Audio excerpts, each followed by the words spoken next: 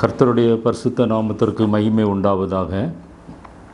இன்றைக்கும் நம்முடைய தியானத்திற்கு ஆதாரமாக தானியேல் தீர்க்கதரிசியின் புத்தகம் 9ஆம் அத்தியாயம் 19வது வசனத்தை வாசிக்கிறேன். ஆண்டவரே கேளும், ஆண்டவரே மன்னியும், ஆண்டவரே கவனியும், என் தேவனே உம்முடைய நிமித்தமாக அதை தாமதியாமல் செய்யும். உம்முடைய நகரத்திற்கும் உம்முடைய ஜனத்திற்கும் உம்முடைய நாமம் தரிக்கப்பட்டிருக்கிறதே என்றேன். ஒரு நிமிடம் நம்முடைய கண்களை மூடி ஆண்டவரை நோக்கி பார்ப்போம். நல்ல ஆண்டவரே, நாங்கள் உம்மை நன்றியோடு கூட துதிக்கிறோம். இந்த வசனத்தின் மூலமாக கர்த்தர் எங்களோடு கூட நீர் பேசும்படியாக ஜெபிக்கிறோம். உம்முடைய நாமம் மகிமைப்படும்படியாக ஜெபிக்கிறோம். பேசுகிற எனக்கும் கேட்கிற ஒவ்வொருவருக்கும் ஆசீர்வாதமாக மாற்றுங்க ஆண்டவரே. உம்முடைய தயவுள்ள சித்தத்தின்படி எங்களை வழி நடத்தும்படியாய் ஜெபிக்கிறோம். தாழ்த்துகிறோம், வெறுமையாக்குகிறோம்.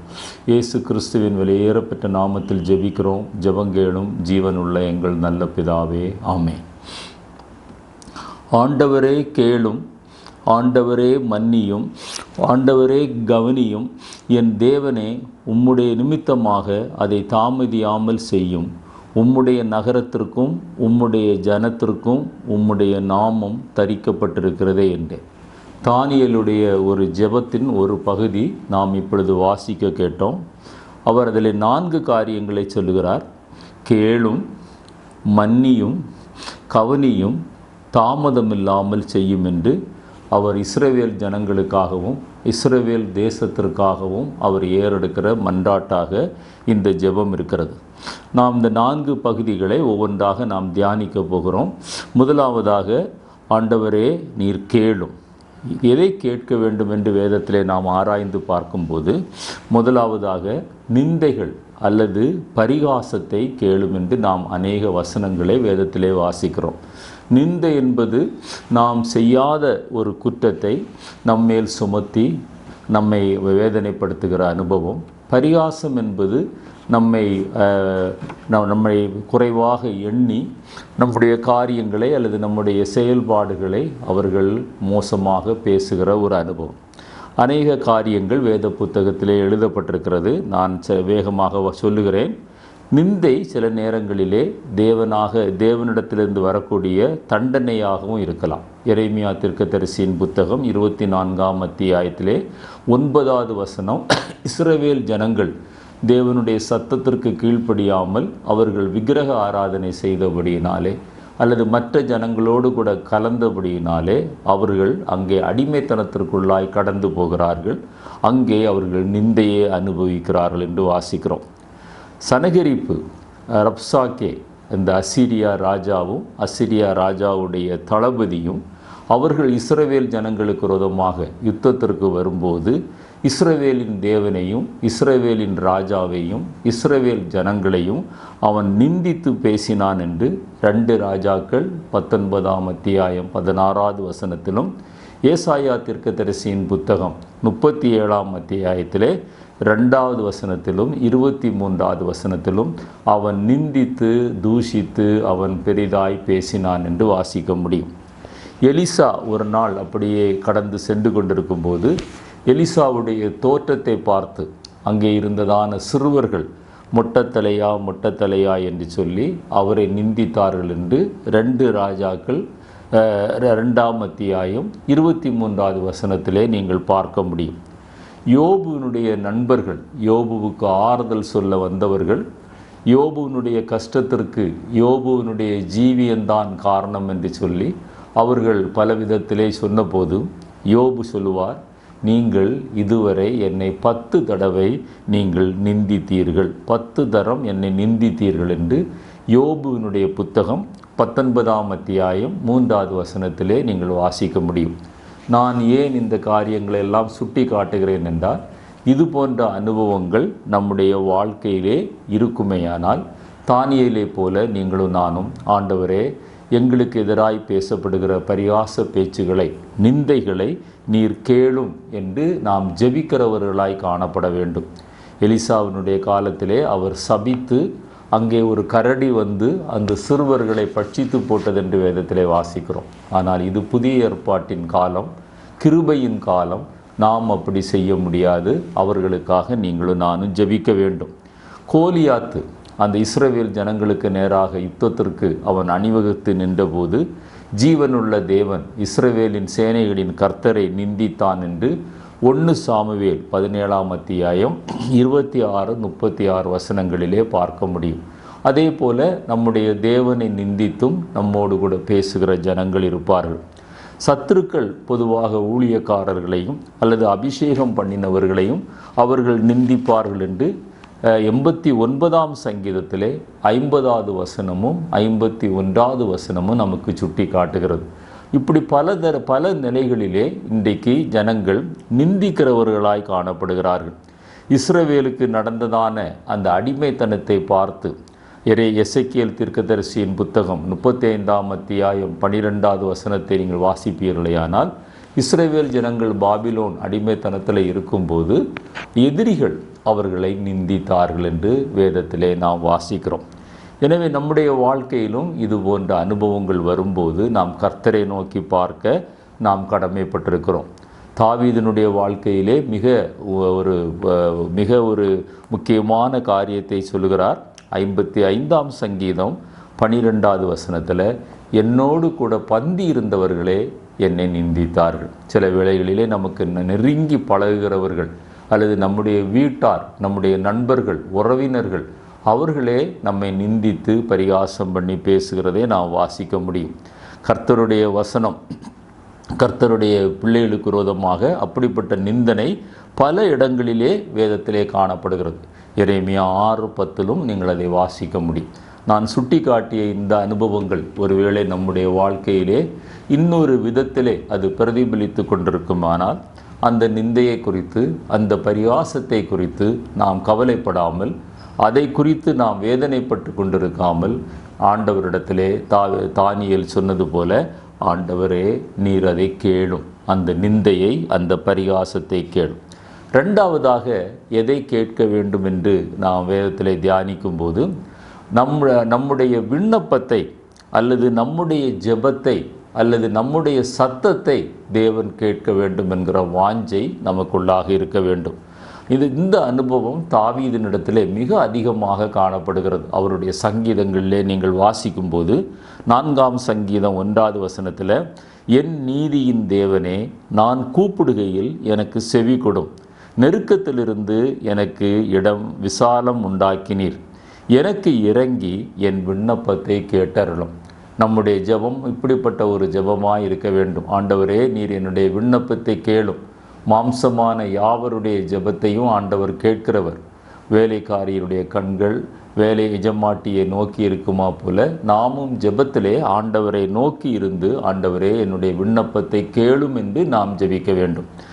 தாவீது தொடர்ந்து 39ஆம் சங்கீதம் 12வது வசனத்திலே, கர்த்தாவே என் ஜெபத்தை கேட்டு என் கூப்பிடுதலுக்கு செவி கொடும். அந்த கேட்கிற அனுபவம், தேவன் நம்முடைய ஜெபத்தை கேட்கிறார் என்கிற நிச்சயம் 54ஆம் சங்கீதத்திலே வரும்போது, தேவனே என் விண்ணப்பத்தை கேட்டு என் வாயின் வார்த்தைகளுக்கு செவி கொடும். ஜெபத்திலே நம்முடைய வாயினின்று புறப்படுகிற வார்த்தைகளுக்கு ஆண்டவர் செவி கொடுக்க வேண்டும் என்கிற ஒரு வாஞ்சை.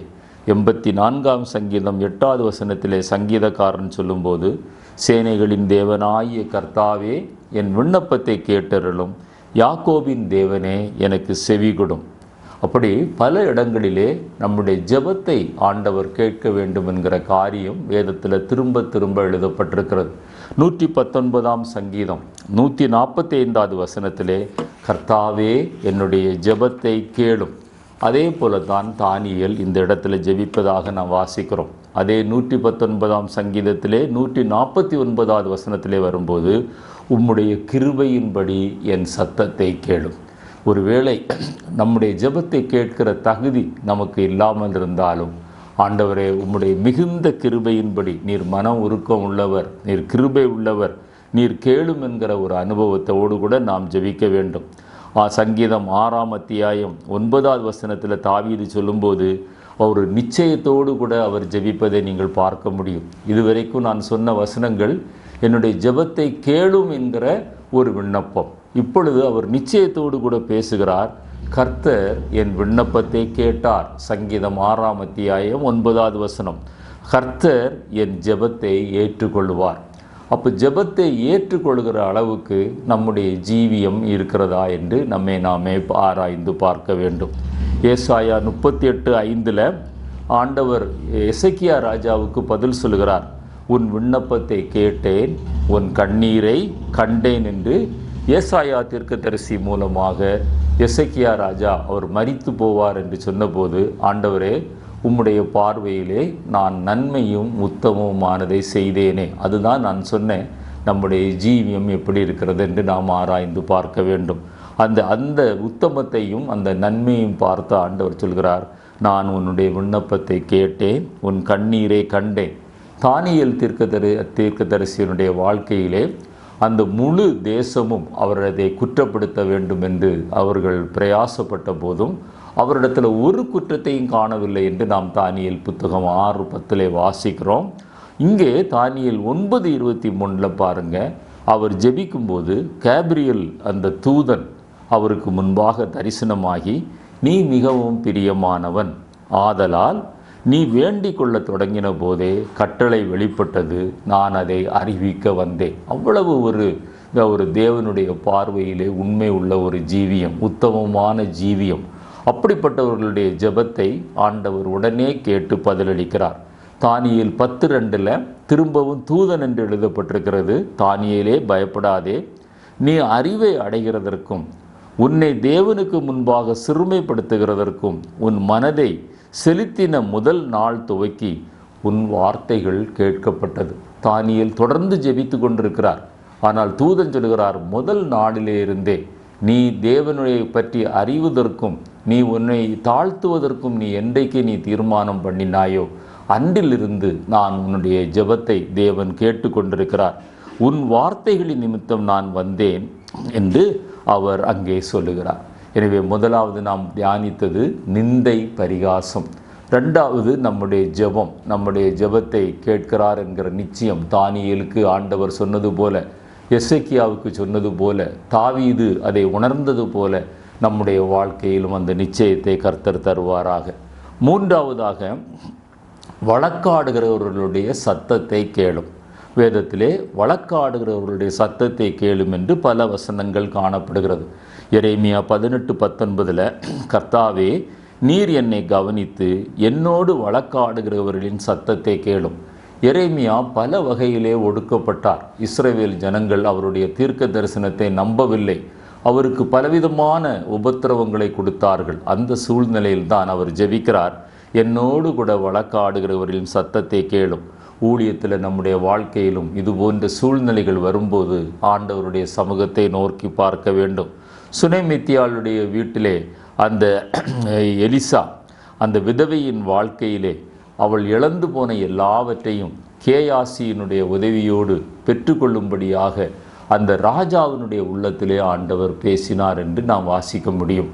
எனவே ஜெபிக்கிற ஒவ்வொரு மனிதனுக்கும் வழக்காடுவதற்காக ஆண்டவர் ஆயத்தமாயிருக்கிறார். தனிப்பட்ட வாழ்க்கையிலே நம்முடைய வாழ்க்கையிலும் ஆண்டுகள் ஒருவேளை தாமதமாயிருந்தாலும் கர்த்தர் நமக்காக வழக்காடி வெற்றியை தந்தது உங்களுக்கு தெரியும். என்னை கேட்டுக்கொண்டிருக்கிற அருமையான தேவனுடைய பிள்ளைகளே, என்னோடு கூட வழக்காடுகிறவர்களுடைய சத்தத்தை கேளும். ஏசாயா 43:26 அங்கே சொல்லப்பட்டிருக்கிறது, நாம் ஒருவரோடு ஒருவர் வழக்காடும்படி எனக்கு நினைப்பூட்டு, நீ நீதிமானாக விளங்கும்படி உன் காரியத்தை சொல். பாருங்க, இங்கே ஆண்டவர் அதை அழகாக சொல்லுகிறார். நாம் நீதிமானாக இருக்கும்போது நம்முடைய காரியங்கள் குறைவில்லாமல் தேவனுடைய பார்வையிலே அங்கீகரிக்கப்படும் போது ஆண்டவர் நமக்காக வழக்காடுவது எளிதாக காணப்படுகிறது. கர்த்தர் இன்றைக்கும் நமக்காக வழக்காடுகிற தேவனாயிருக்கிறார். நம்முடைய சத்தத்தை கேட்கிறவராயிருக்கிறார். எங்களுடைய தனிப்பட்ட வாழ்க்கையிலும் நாங்கள் இதை அனுபவித்ததினாலே சொல்லுகிறோம். ஏசாயா 49:25 உன்னோடு வழக்காடுகிறவர்களோடு கூட நான் வழக்காடி கர்த்தர் நமக்காக யுத்தம் செய்வார். நீங்கள் சும்மா இருங்கள், நீங்கள் தரித்து நில்லுங்கள், கர்த்தர் நமக்காக யுத்தம் செய்வார் என்று அன்றைக்கு மோசே இஸ்ரவேல் ஜனங்களை பார்த்து செங்கடலுக்கு முன்பாக நின்று சொன்னது போல இன்றைக்கும் ஆண்டவர் சொல்கிறார், உங்களோடு கூட வழக்காடுகிறவர்களோடு கூட நான் வழக்காடி உன் பிள்ளைகளை ரட்சித்து கொள்ளுவேன் என்று சொல்லுகிறார். பரிகாசத்தை, நிந்தையை கேட்கிற ஆண்டவர், நம்முடைய ஜெபத்தை கேட்கிற ஆண்டவர், நம்முடைய வழக்காடுதலின் சத்தத்தை கேட்கிற ஆண்டவர். அடுத்தபடியாக இந்த 3 காரியங்களிலும் தேவன் கேட்க வேண்டுமானால் நம்முடைய ஜீவியம் எப்படி இருக்க வேண்டும் என்று சில வசனங்களை சுட்டி காட்ட விரும்புகிறேன். ஏசாயா 65:24 அப்பொழுது அவர்கள் கூப்பிடுவதற்கு முன்னே நான் உத்தரவு கொடுப்பேன், அவர்கள் பேசும்போதே நான் கேட்பேன் என்று சொல்லுகிறார். எப்பொழுது? நீங்களும் நானும் கர்த்தரை அனுதினமும் தேடும்போது, ஒவ்வொரு வினாடியும் கர்த்தருடைய பிரசன்னத்தில் மகிழ்ந்து களி கூறும்போது. அதற்கு முந்தின வசனங்களை வாசித்து பார்ப்பீர்களே, ஆனால் கர்த்தரை தேடுகிற ஒரு மனிதனுடைய வாழ்க்கையிலே அவர்கள் கூப்பிடுகிறதற்கு முன்னே, நாம் ஜெபிப்பதற்கு முன்னே, அந்த தானியேல் அவர் முதல் நாளிலே அவர் தன்னை அறிவை அடைகிறதற்கும் தன்னை சிறுமைப்படுத்துகிறதற்கும் ஒப்பு கொடுத்த முதல் நாளிலிருந்தே அவருடைய ஜெபத்தை கேட்டார் என்று அந்த தூதன் சொன்னது போல ஆண்டவர் ஏசாயா மூலமாகவும் சொல்லுகிறார், நீங்கள் கூப்பிடும் முன்பே நான் மறு உத்தரவு கொடுப்பேன், அவர்கள் பேசும்போதே நான் கேட்பேன். ஏசாயா 1:15 அந்த உண்மையான மனம் திரும்புதல் நம்முடைய வாழ்க்கையிலே இருக்குமேயானால், அந்த ரட்சிப்பிலே நாம் நிலைத்திருப்போமேயானால் இந்த அனுபவம் நம்முடைய வாழ்க்கையிலே பலிக்கும். உபாகமம் 6:4 வாசித்து பாருங்கள். இஸ்ரவேலே நீ கேள் என்று ஆண்டவர் சொல்கிறார். நம்முடைய தேவனாகிய கர்த்தர் ஒருவரே, அவர் ஒருவருக்கே நாம் ஆராதனை செய்து அவரை உத்தமமாய் பின்பற்றும் போது நம்முடைய சத்தத்தை அவர் கேட்கிற தேவனாயிருக்கிறார். நீதிமொழிகள் அது பரிகாசத்தின் நிமித்தமாய் அல்லது நிந்தை நிமித்தமாய் அல்லது ஒரு குறிப்பிட்ட விண்ணப்பத்தின் நிமித்தமாய் அல்லது வழக்காடுதலுடைய சத்தத்தின் நிமித்தமாய் எதை குறித்து நாம் ஆண்டவரிடத்தில் பேசினாலும் அவர் கேட்கிறவராயிருக்கிறார். நீதிமொழிகள் 22:17 இப்படியாய் சொல்கிறது, உன் செவியை சாய்த்து என்னுடைய வார்த்தைகளை கேட்டு என் போதகத்தை உன்னுடைய இருதயத்தில் வை என்று ஆண்டவர் சொல்லுகிறார். ஆண்டவர்களுக்கு நம்முடைய செவிகள் திறந்திருக்க வேண்டும். விருத்த சேதனம் உள்ள செவிகளாய் கர்த்தருடைய வார்த்தைகளுக்கு செவி கொடுத்து அவருடைய போதகம் நம்முடைய இருதயத்தில் இருக்குமே ஆனால் ஆண்டவர் கேட்கிற தேவனாயிருக்கிறார். யோவான் 5:24 என் வசனத்தை கேட்டு என்னை அனுப்பினவரை விசுவாசிக்கிறவருக்கு நித்திய ஜீவன் உண்டு என்று ஆண்டவர் சொல்கிறார். 1 யோவான் 5:14 நாம் எதையாகிலும் அவருடைய சித்தத்தின்படி கேட்டால், அதுவும் நம்முடைய வாழ்க்கையிலே நாம் அறிந்து கொள்ள வேண்டிய ஒரு சத்தியம். அவருடைய சித்தத்தின்படி நாம் கேட்கும்போது ஆண்டவர் நம்முடைய சத்தத்தை அவர் கேட்கிறவராய் காணப்படுகிறார். வெளிப்படுத்தின விசேஷம் 2:20 வரும்போது, இதோ வாசற்படியில் நின்று தட்டுகிறேன், ஒருவன் என் சத்தத்தை கேட்டு, நம்முடைய சத்தத்தை அவர் கேட்க வேண்டுமென்றால் அவருடைய சத்தத்தை நாம் கேட்கிறவர்களாய் நம்முடைய செவிகள் திறந்திருக்க வேண்டும். என் சத்தத்தை கேட்டு கதவை திறந்தால் அவனிடத்தில் நான் பிரவேசித்து அவனோடு போஜனம் பண்ணுவேன், அவனும் என்னோடு போஜனம் பண்ணுவான். அப்படிப்பட்ட ஐக்கியத்தை தருகிற ஆண்டவர் நிச்சயமாக நம்முடைய ஜெபத்தை கேட்பார். எனவே இந்த முதல் பகுதியிலே நாம் கேளும் என்கிற அந்த காரியங்களை குறித்து தியானித்தோம். இப்பொழுது மன்னியும், ஃபர்கிவ், அந்த மன்னிக்கிறதிலே நாம் என்னென்ன காரியங்களை நாம் அறிந்து கொள்ள வேண்டும் என்றால், நெகேமியா 9:17 ஆண்டவரை குறித்து அங்கே எழுதப்பட்ட ஒரு வார்த்தை என்னவென்றால், அவருடைய குணாதிசயங்களிலே மிக முக்கியமான ஒரு குணாதிசயம் வெகுவாய் மன்னிக்கிறவரும் இரக்கமும் மன உருக்கமும் நீடிய சாந்தமும் மகா கிருபை உள்ளவருமாகிய தேவனாகிய நீர் அவர்களை கைவிடவில்லை. நன்றாக விளங்கி கொள்ள வேண்டும். நம்முடைய ஆண்டவர் மன்னிக்கிறவர், வெகுவாய் மன்னிக்கிறவர். அவர் மன்னிப்பதில் தயவு பெருத்தவர் என்று வேதத்திலே வாசிக்கிறோம். அதை ஒரு காரணமாக வைத்து தொடர்ந்து தவறு செய்வதற்கு இது ஒரு லைசன்ஸ் அல்ல. ஆனாலும் ஆண்டவர் மன்னிக்கிற தேவன் என்கிற அறிவு நமக்கு வேண்டும். தாவீது ராஜா சங்கீதம் 86ஆம் சங்கீதத்திலே 5வது வசனத்திலே சொல்லும்போது அவரும் அந்த குணாதிசயத்தை சுட்டி காட்டுகிறார். ஆண்டவரே, நீர் நல்லவரும் மன்னிக்கிறவரும் உம்மை நோக்கி கூப்பிடுகிற யாவர் மேலும் கிருபை மிகுந்தவருமாயிருக்கிறீர். மன்னிக்கிறவர், உம்மை நோக்கி கூப்பிடும்போது நீர் கிருபையை வெளிப்படுத்துகிறீர். அந்த கிருபையின் நிமித்தமாய் எங்களை மன்னிக்கிறீர் என்று தாவீது ராஜா உணர்ந்து சொல்லுகிறார். அடுத்ததாக எதை மன்னிக்க வேண்டும் என்று ஆண்டவருடைய சமூகத்திலே நாம் தியானிக்கும் போது ஆண்டவர் சுட்டி காட்டுகிற முதல் காரியம் நம்முடைய பாவத்தை மன்னிக்க வேண்டும். பாவங்கள் பல வகையாக அது சொல்லப்பட்டிருந்தாலும் அது துணிகரமான பாவம், அறியாமையினால் செய்கிற பாவம், எதுவாக இருந்தாலும் ஆண்டவர் நம்முடைய பாவத்தை மன்னிக்க வேண்டும். தாவீது ராஜா அந்த அனுபவத்தை சொல்லுகிறார். 32ஆம் சங்கீதம் 5வது வசனத்தில், நான் என் அக்கிரமத்தை மறைக்காமல், பாருங்கள் எவ்வளோ அருமையான ஒரு வார்த்தை, நான் என் அக்கிரமத்தை மறைக்காமல் என் பாவத்தை உமக்கு அறிவித்தேன், என் மீறுதல்களை கர்த்தருக்கு அறிக்கையிடுகிறேன் என்றேன். தேவரீர் என் பாவ தோஷத்தை மன்னித்தீர். எனவே பாவத்திற்கு ஒரு தோஷம் உண்டு, பாவத்திற்கு ஒரு விளைவு உண்டு. பாவம் நம்மை தொடர்ந்து பற்றி கொள்ளும், நம் வீட்டு வாசற்படியிலே படுத்து கொள்ளும், பலவிதமான விளைவுகளை நம்முடைய வாழ்க்கையிலே கொண்டு வரும். எனவே நம்முடைய பாவங்கள் மன்னிக்கப்பட வேண்டும். ஆண்டவரே என்னுடைய பாவத்தை மன்னியும்.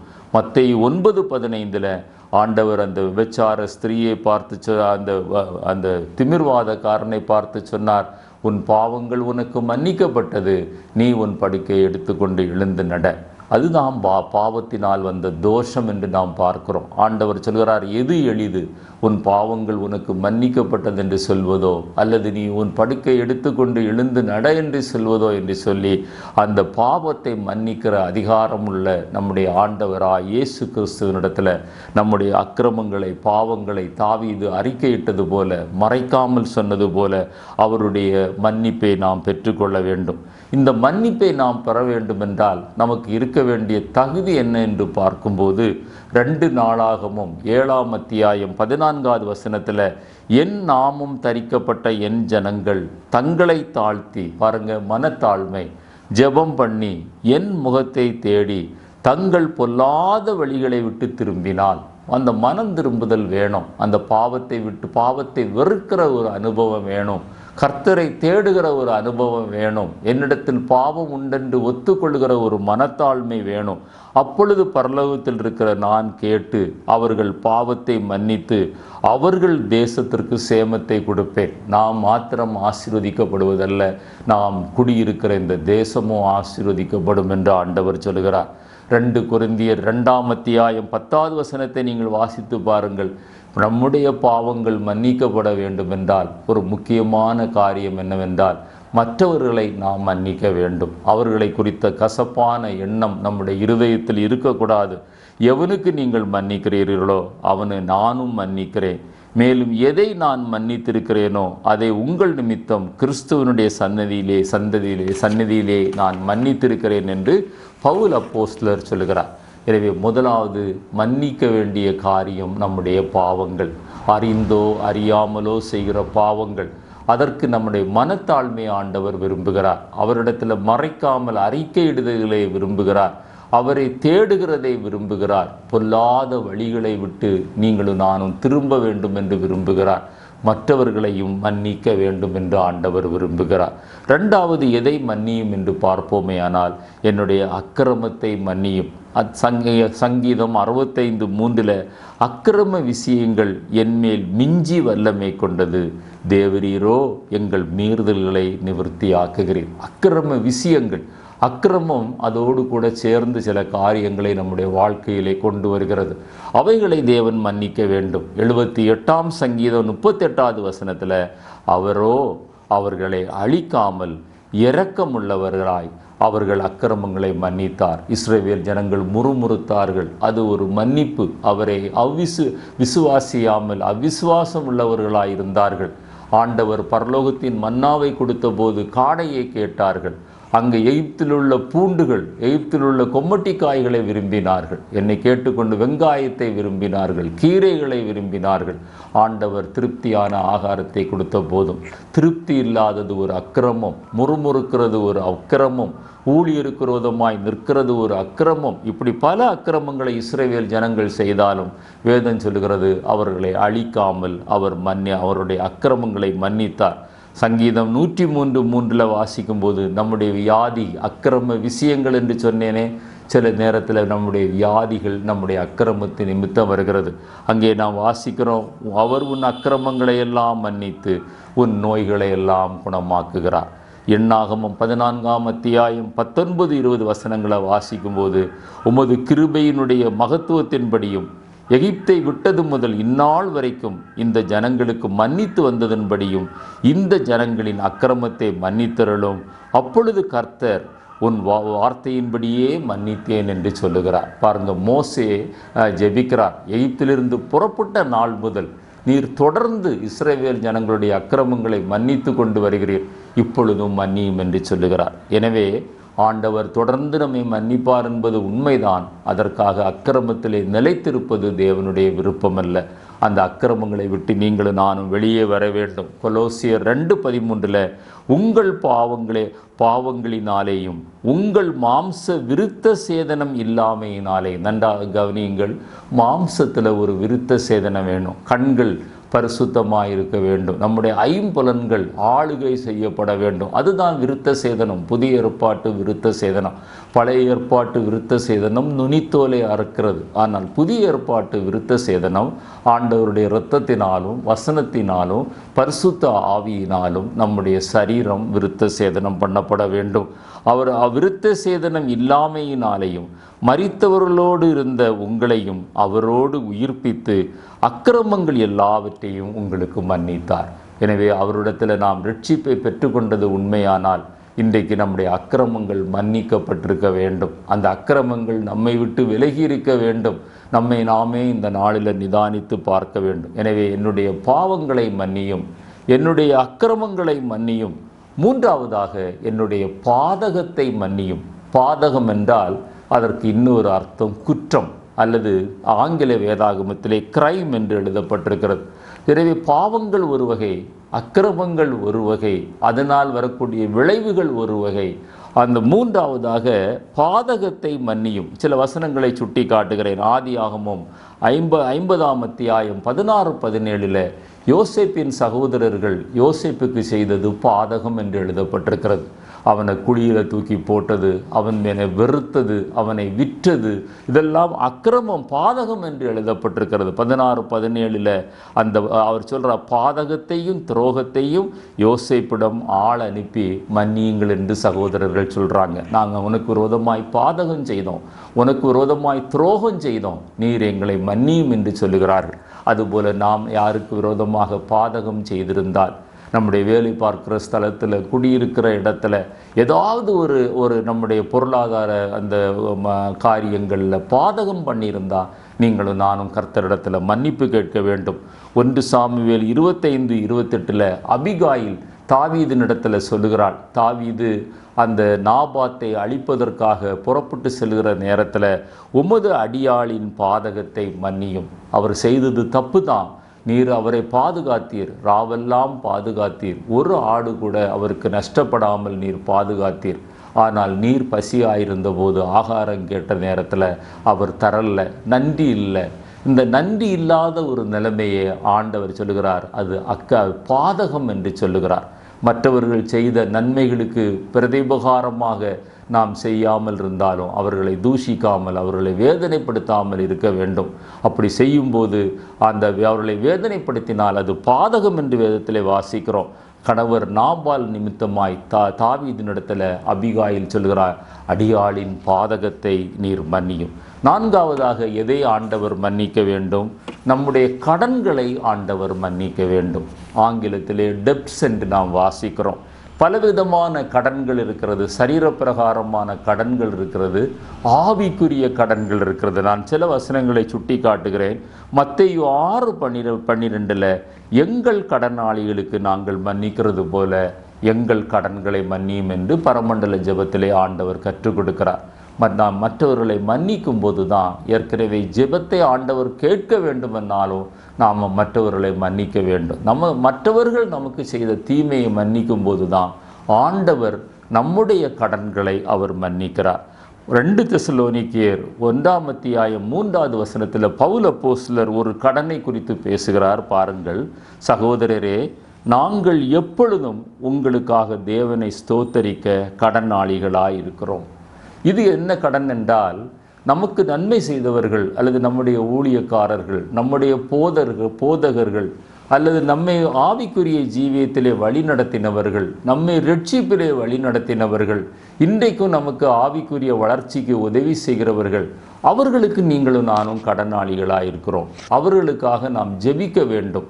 அந்த ஜெபிக்காமல் நாம் இருப்போமேயானால் நம்முடைய கடன் அங்கே சேருகிறது. அந்த கடனை நாம் அப்படி சேர விடாமல் பாதுகாக்க வேண்டும். எனவே ஆண்டவருடைய சமூகத்தில், ஆண்டவரே என்னுடைய கடன்களை மன்னியும் என்று நாம் ஜெபிக்க வேண்டும். மற்றவர்களுக்காக ஜெபம் கடன்களை நீக்குகிற ஒரு கருவியாக செயல்படுகிறது. பவுல் அப்போஸ்தலர் ரோமருக்கு எழுதும்போது ஒரு கடனை குறித்து சொல்கிறார்.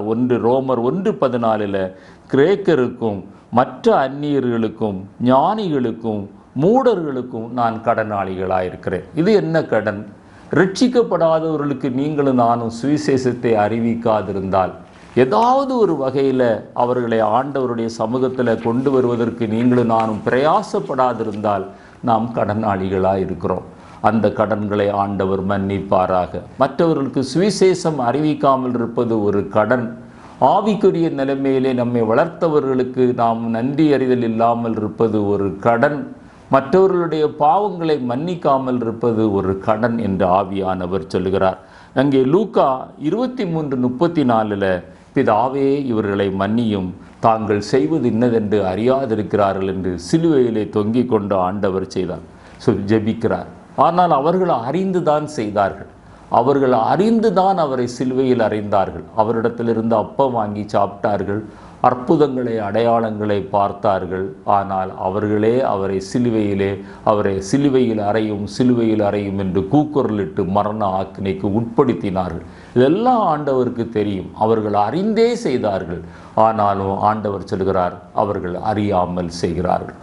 ஒரு வகையில் அவர்களுக்கு அதை விளங்கி கொள்ள முடியாத ஒரு மந்த நிலைமை. என்னை கேட்டுக்கொண்டிருக்கிற அருமையான தேவனுடைய பிள்ளைகளே, நமக்கு தீமை செய்தவர்களை, துணிகரமாக நமக்கு தீமை செய்தவர்களை நாம் மன்னிக்காதிருந்தால் அது ஒரு கடன் என்று ஆண்டவர் சொல்லுகிறார். எபேசியர் 4:32 ஒருவருக்கொருவர் தயவாயும் மன உருக்கமாயும் இருந்து கிறிஸ்துவுக்குள் தேவன் உங்களை மன்னித்தது போல நீங்களும் ஒருவருக்கொருவர் மன்னியுங்கள். அந்த மன உருக்கமும் தயவும் இருந்தால் மற்றவர்களுடைய குறைகளை குறித்து நாம் எப்பொழுதும் பேசி பெரிதுபடுத்தி அந்த கசப்பிலே நாம் வாழாமல் அதை மறந்து மன்னிக்கிறவர்களாய் காணப்படுவோம். அந்த நிலைமை நம்மிடத்தில் இருக்குமே ஆனால் நாம் கடன்பட்டவர்கள் என்று ஆண்டவர் சொல்கிறார். அக்கிரமத்தை மன்னியும், குற்றத்தை மன்னியும், பாவத்தை மன்னியும், பாதகத்தை மன்னியும். ஆண்டவரை என்னுடைய இப்படிப்பட்ட நிலைமைகளிலிருந்து எனக்கு விடுதலை தாரும் என்று தேவ சமூகத்திலே ஜெபிப்போம். மூன்றாவதாக நாம் வாசித்த அந்த மூல வசனத்திலே என்னை கவனியும், ஆங்கில வேதாமத்தில் ஹெர்கன் மீ ஆர் கன்சிடர் மீ என்று எழுதப்பட்டிருக்கிறது. ஆண்டவர் எதை கவனிக்க வேண்டும் என்று பார்ப்போமே ஆனால், முதலாவதாக என்னுடைய தியானத்தை கவனியும். நம்முடைய தியானம் எப்படிப்பட்டதாக இருக்கிறது? வாசிக்கிறேன். சங்கீதம் 5:1 கர்த்தாவே என் வார்த்தைகளுக்கு செவிகொடும், என் தியானத்தை கவனியும். வேதத்தில் பிரியமாயிருந்து இரவும் பகலும் பிரியமாயிருந்து அதை தியானிக்கிற மனுஷன் பாக்கியவான். வேதத்தை தியானிக்கிறது, அசை போடுகிறது, இது ஒரு மேலான அனுபவம். இதை ஆண்டவர் நம்முடைய வாழ்க்கையிலே விரும்புகிறார். நம்முடைய தியானத்தை ஆண்டவர் கவனிக்க விரும்புகிறார். பாருங்க, அடுத்ததாக எதை கவனிக்க வேண்டும்? என்னுடைய கூப்பிடுதலின் சத்தத்தை நீர் கவனியும் என்று வேதத்திலே வாசிக்க முடியும். ஏசாயா 30:19 சீயோனை சேர்ந்த ஜனங்கள் எருசலேமில் வாசமாயிருப்பார்கள். ஆனால் தேவனுடைய பிள்ளைகளுடைய இருதயம் எல்லாம் கர்த்தரோடு கூட உறவாடுகிற ஒரு அனுபவம். இதை நீ அழுது கொண்டிராய். உன் கூப்பிடுதலின் சத்தத்திற்கு அவர் உருக்கமாய் இறங்கி அதை கேட்டவுடன் உனக்கு மறு உத்தரவு அருளுவார். இதுலேயும் எல்லாத்திற்கும் அந்த பதில் வந்து விடுகிறது. ஜெபத்திற்கு பதில் வந்து விடுகிறது. இனி நீ அழுது கொண்டிராய், உங்களுடைய வேதனையின் நாட்கள் முடிகிறது என்று ஆண்டவர் சொல்லுகிறார். எப்பொழுது முடியும்? நம்முடைய அக்கிரமங்கள், பாதகங்கள், குற்றங்கள் நம்முடைய எல்லாம் மன்னிக்கப்படும் போது ஆண்டவர் கவனிக்கிறவராயிருக்கிறார். வேதத்தை தியானிக்கிற ஒரு மனிதனுடைய ஜெபத்தை ஆண்டவர் கவனிக்கிறவராயிருக்கிறார். நெகேமியா 9:9 எகிப்திலே எங்கள் பிதாக்கள் அனுபவித்த சிறுமையை நீர் கண்டு சிவந்த சமுத்திரத்திலே அவர்களுடைய கூப்பிடுதலை நீர் கேட்டீர் என்று ஆண்டவர் சொல்கிறார். அங்கே எழுதப்பட்டிருக்கிறது, ஆண்டவர் நம்முடைய சிறுமையை பார்க்கிற தேவன், நாம் அனுபவித்த நிந்தையை பார்க்கிற தேவன், நம்மை பரிகசித்த காரியங்களை ஆண்டவர் பார்க்கிற தேவன். அவர் மறந்து போகிறவர் அல்ல, அவர் அநீதி உள்ளவர் அல்ல. ஆனால் நீங்களும் நானும் நம்முடைய வேதத்தின் மேலே பிரியமாயிருந்து கர்த்தருடைய காரியங்களில் நம்முடைய இருதயம் உற்சாகம் கொள்ளணும். யாத்திராகமம் 14:7 இஸ்ரவேலரை எகிப்தியர் நெருங்காதபடிக்கு அந்த முன்னாலே சென்ற மேகஸ்தம்பம் இப்பொழுது பின்னாலே வந்து இஸ்ரவேலருக்கும் எகிப்தியருக்கும் நடுவே நின்றதென்று பார்க்கிறோம். அப்படி கரிசனை உள்ள தேவனைத்தான் நீங்களும் நானும் ஆராதிக்கிறோம்.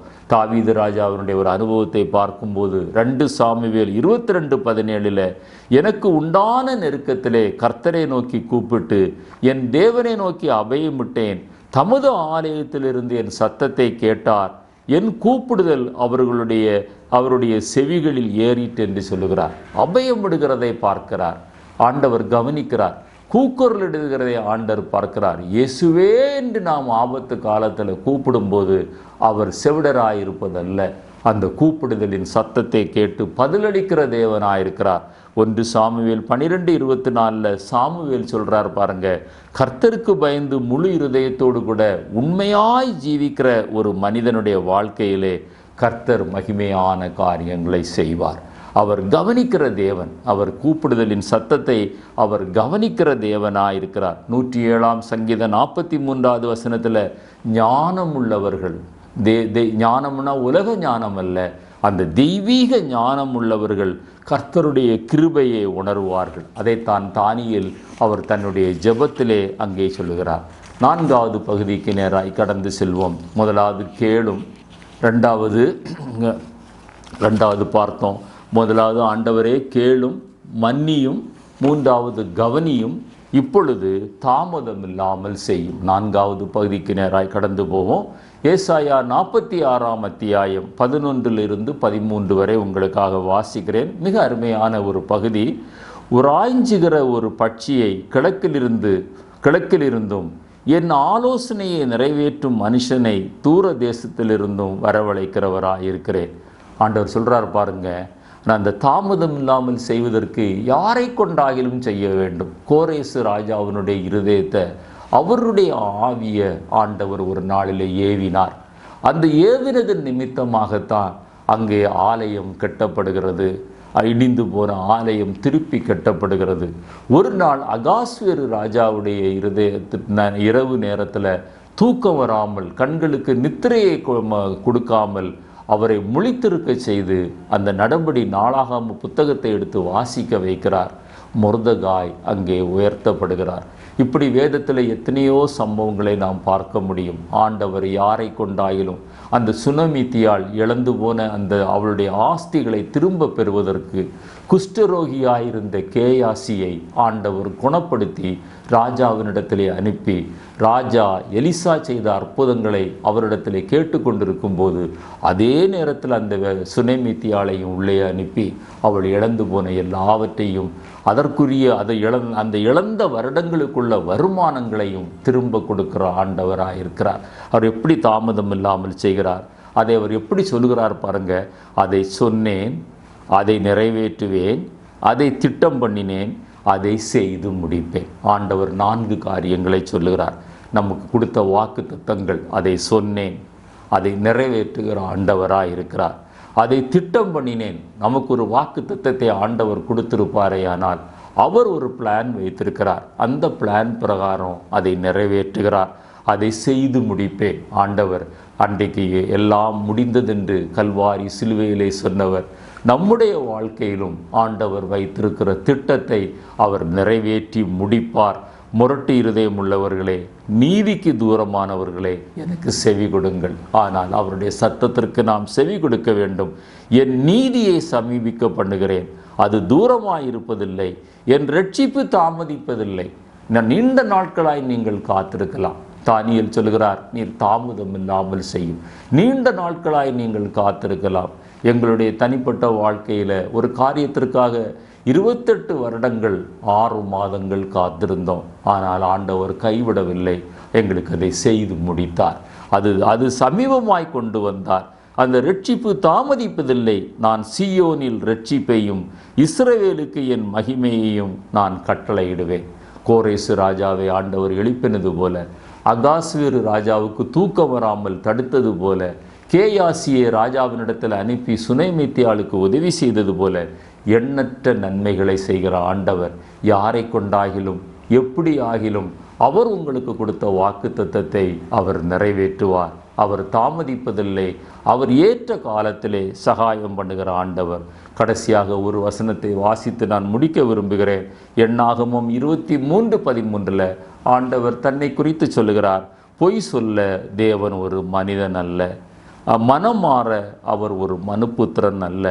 அவர் சொல்லியும் செய்யாதிருப்பாரோ, அவர் வசனித்தும் நிறைவேற்றாதிருப்பாரோ. எனவே 4 காரியங்களை குறித்து நாம் தியானித்தோம். ஆண்டவரே கேளும். கேட்க வேண்டிய காரியங்கள் என்ன? அதற்கு நாம் செய்ய வேண்டிய காரியம் என்ன? ஆண்டவரே மன்னியும். மன்னிக்க வேண்டிய காரியங்கள் என்ன? அந்த மன்னிப்பை பெறுவதற்கு நீங்களும் நானும் செய்ய வேண்டியது என்ன? ஆண்டவரே கவனியும். ஆண்டவர் நம்மை கவனிக்க வேண்டிய காரியங்கள் என்ன? நீங்களும் நானும் செய்ய வேண்டியது என்ன?